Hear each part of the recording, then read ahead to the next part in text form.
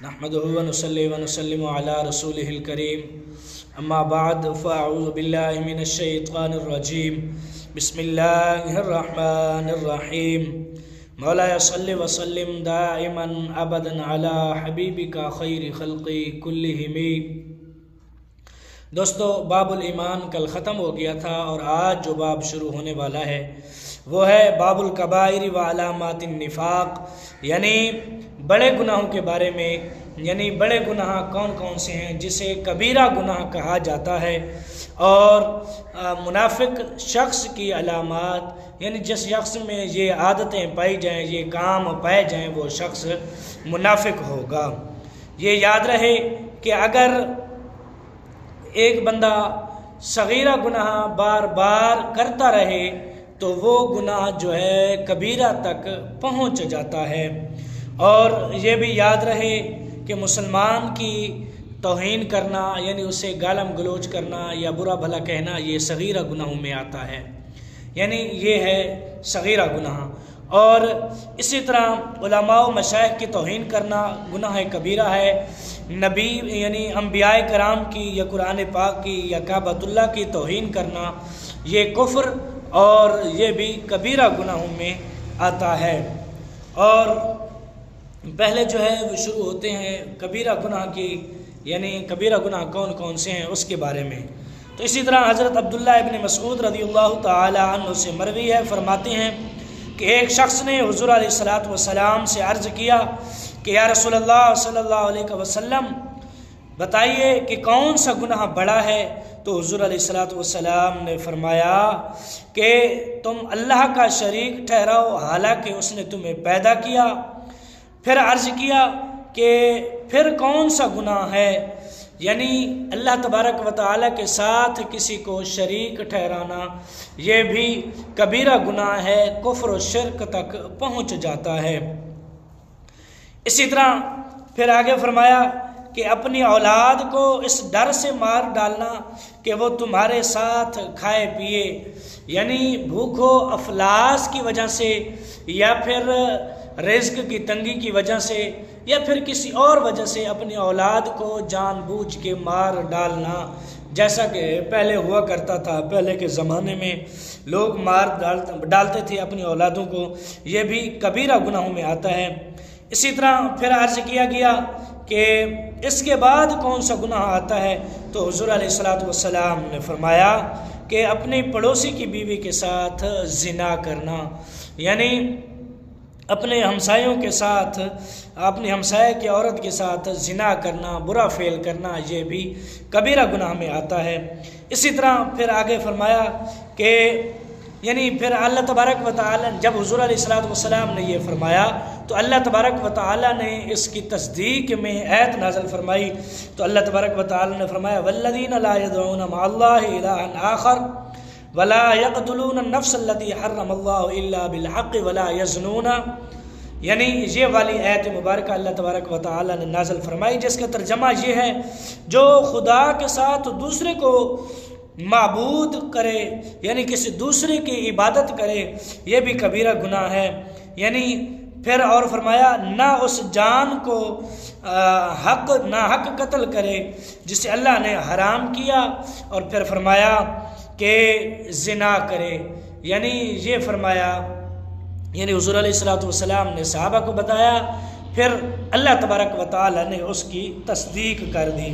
اسی طرح گناہ کبیرہ کی 4 قسمیں ہیں، یعنی جو معاف، یعنی اس طرح کے جو بغیر معافی کے معاف نہیں ہوتی، یعنی جب انسان سے گناہ سرزد ہو جائے وہ اللہ تبارک و تعالیٰ کی بارگاہ میں آئے اور اللہ تبارک و تعالیٰ سے رجوع کر لے، معافی تلافی کر لے تو اللہ تبارک و تعالیٰ وہ گناہ معاف کر سکتا ہے۔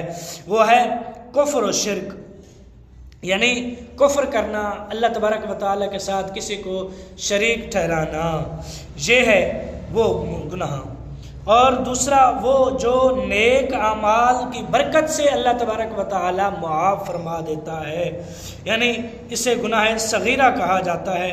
اسی طرح پھر فرمایا کہ تیسرا وہ جو بغیر توبہ معاف ہونے کی بھی امید ہو، یعنی اگر انسان توبہ نہ کرے پھر بھی اللہ تبارک و تعالیٰ سے امید ہو کہ اللہ تبارک و تعالیٰ اسے معاف فرما دے گا، وہ ہے حقوق اللہ، یعنی حقوق اللہ کے گناہ کبیرہ، یعنی حقوق اللہ میں یعنی اللہ تبارک و تعالیٰ کے جو حقوق ہیں ان کے ساتھ کمی پیشی کرنا۔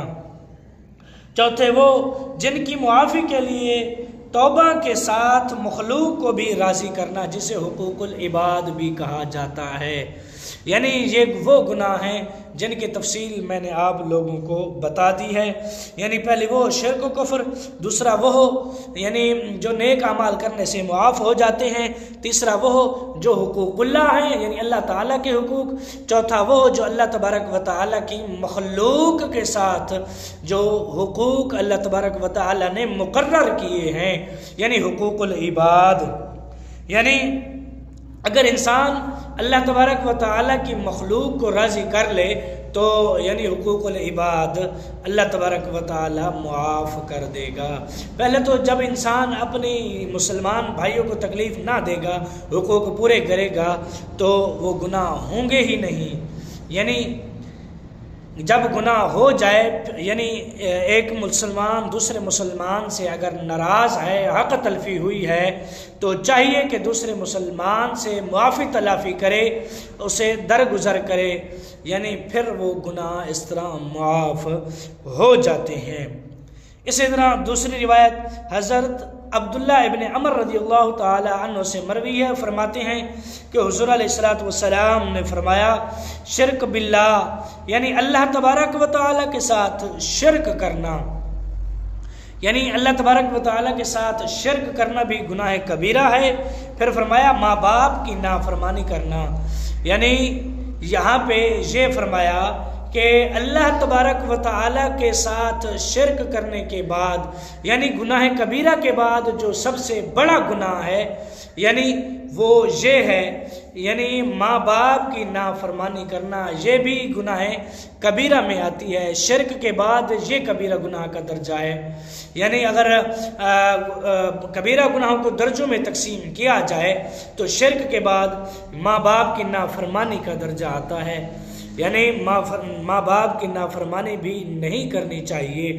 اگر وہ جائز کاموں کا حکم دے اور ان حکم کو ماننا اولاد پر جو ہے وہ فرض ہے، واجب ہے، ضروری ہے، ان کو بجا لانا ضروری ہے، اگر نہیں مانے گا تو یہ بھی نافرمانی ہوگی اور یہ گناہ کبیرہ میں شامل ہوگا۔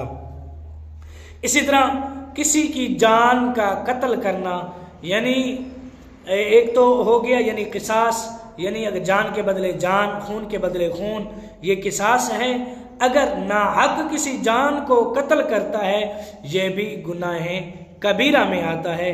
قرآن پاک میں تو یہ بھی آتا ہے جس نے ایک انسان کو مارا اس نے پوری انسانیت کو مارا، جس نے ایک انسان کو بچایا اس نے پوری انسانیت کو بچایا، یعنی اسی طرح یہ گناہ کبیرہ میں شامل ہوتا ہے۔ پھر جھوٹی قسم کا آتا ہے، یعنی جھوٹی قسم کھانا، کسی کے خلاف جھوٹی گواہی دینا، یہ بھی گناہ کبیرہ میں آتا ہے۔ یعنی یہ تھی گناہ کبیرہ کی قسمیں، مزید بھی آگے تفصیل آئے گی جو کہ کل کے سبق میں اس کی تفصیل آئے گی گناہ کبیرہ کی، کہ گناہ کبیرہ احادیث مبارکہ میں کتنے آتے ہیں، کتنے ذکر کیے گئے ہیں، وہ انشاءاللہ العزیز کل کی سبق میں آئے گا۔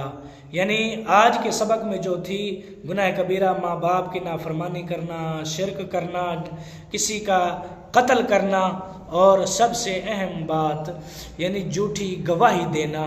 جھوٹی گواہی سے بھی بچنا چاہیے، چاہے وہ عدالت میں ہو، چاہے وہ گھر میں ہو، چاہے وہ باہر ہو، یعنی کسی بھی معاملے میں ہو، جھوٹی گواہی نہیں دینی چاہیے، جھوٹی قسم بھی نہیں کرنی چاہیے۔ یعنی جھوٹی قسم انسان کھا جاتا ہے کہ مجھے فلاں کی قسم میں نے یہ کام نہیں کیا، یا جھوٹی گواہی بھی ہو گئی، وہ بھی اسی کے مترادف ہے، یعنی گناہ کبیرہ میں وہ بھی شامل ہوتی ہے۔ کہ دیکھو نا، مثال کے طور پر اگر انسان کسی کے بارے میں جھوٹی گواہی دیتا ہے عدالت میں تو اگر عدالت اس کے حق میں فیصلہ کر دیتی ہے جس نے گواہی دی تھی، تو سوچو کہ جس کو سزا ہوگی اس نے وہ جرم کیا ہی نہ ہوگا، اس کی پوری زندگی برباد ہو گئی۔ اگر وہ بیوی بچوں والا ہے تو وہ ان کی زندگی الگ رولے گی۔ اسی طرح یہ بھی گناہ کبیرہ میں آتا ہے۔